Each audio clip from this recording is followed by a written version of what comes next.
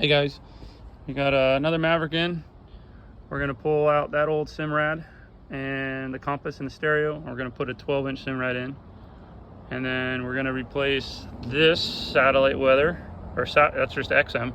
We're gonna replace that with the same one, but it does weather through the Simrad. So he gets all his reports, and also he'll still get audio. So that's next on the chopping block. If I start on this one tomorrow, beautiful boat.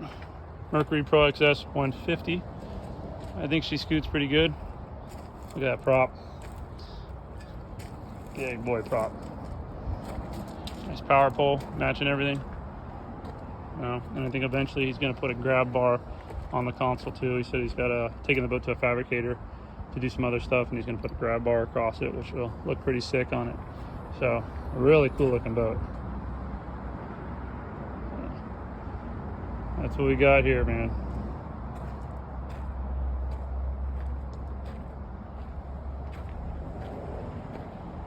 Stay tuned for more, guys.